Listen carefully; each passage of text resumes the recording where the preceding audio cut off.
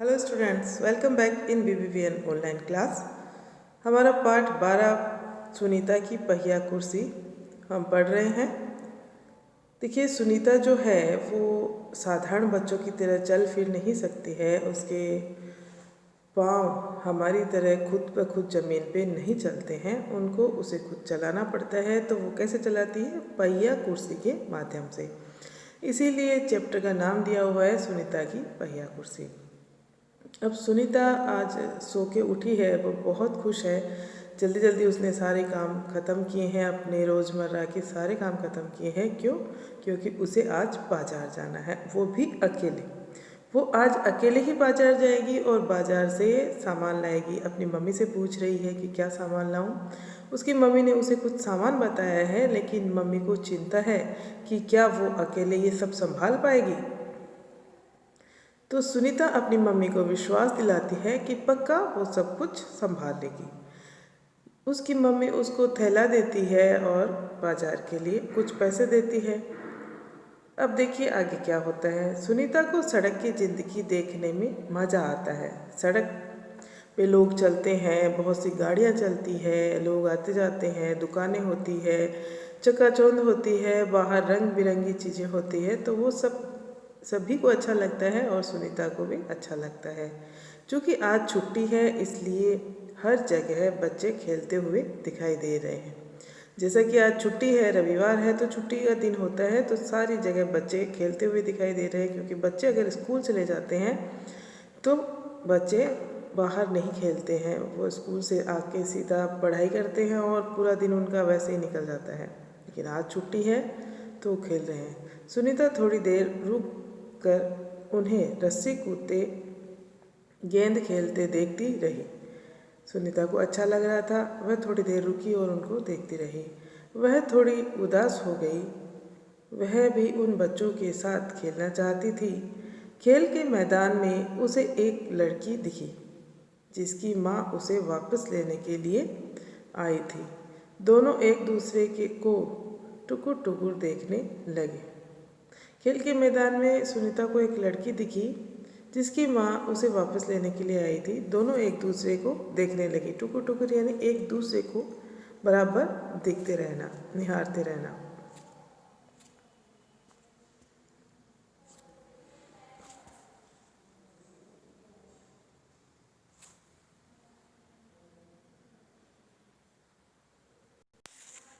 फिर सुनीता को एक लड़का दिखा। उस बच्चे को बहुत सारे बच्चे छोटू छोटू बुलाकर चिढ़ा रहे थे। तो जो छोटा बच्चा दिखा सुनीता को, उस बच्चे को सारे बच्चे छोटू छोटू कह के क्या कर रहे थे? चिढ़ा रहे थे। छोटू क्या मतलब? वो उनसे छोटा है। देखिए आपको चित्र में भी दिखाई दे रहा है कि वो बच्चा उनसे छोटा है, तो वो सारे के सारे उसे चिढ़ा रहे हैं। देखिए जीभ भी निकाल रहे हैं, जीभ निकाल निकाल के चिढ़ाते हो ना तुम लोग भी आपस में, वैसे ये बच्चा इसको चिढ़ा रहा है। उस लड़के का कद बाकी बच्चों से बहुत छोटा था। वो उम्र में तो छोटा नहीं था, लेकिन उसका क्या था? कद छोटा था, हाइट उसकी कम थी। सुनीता को यह सब बिल्कुल अच्छा नहीं लगा। सुनीता को ये सब भी बिल्कुल अच्छा नहीं लगा कि किसी की हाइट को लेके किसी को चिढ़ाया जाए। ये सब रास्ते में कई लोग सुनीता को देखकर मुस्कुराए, जबकि वह उन्हें जानती तक नहीं थी। कई लोग सुनीता को देख के मुस्कुराए थे, लेकिन वह उन्हें जानती भी नहीं थी। पहले तो वह मन ही मन खुश हुई, परंतु फिर सोचने लगी, ये सब लोग मेरी तरफ भला इस तरह क्यों देख रहे हैं। उसको ये लगा कि ये सब मुझे ऐसे क्यों देख रहे हैं। खेल के मैदान वाली छोटी लड़की सुनीता को दोबारा कपड़ों की दुकान के सामने खड़ी मिली। खेल के मैदान में जो छोटी लड़की थी वो सुनीता को दोबारा कहाँ पे मिली? कपड़ों की दुकान के सामने खड़ी हुई मिली। उसकी माँ कुछ कपड़े देख रही थी। देखिए, तुम्हारे पास यह अजीब सी चीज़ क्या है? उस लड़की ने सुनीता से पूछा। यह तो बस एक, सुनीता जवाब देने लगी। तुरंत उस लड़की की माँ ने उसे गुस्से में आकर लड़की को सुनीता से दूर हटा दिया। जैसे ही वह लड़की सुनीता से बात करने लगी तो उसकी माँ गुस्से में आकर सुनीता से दूर ले गई उस लड़की को।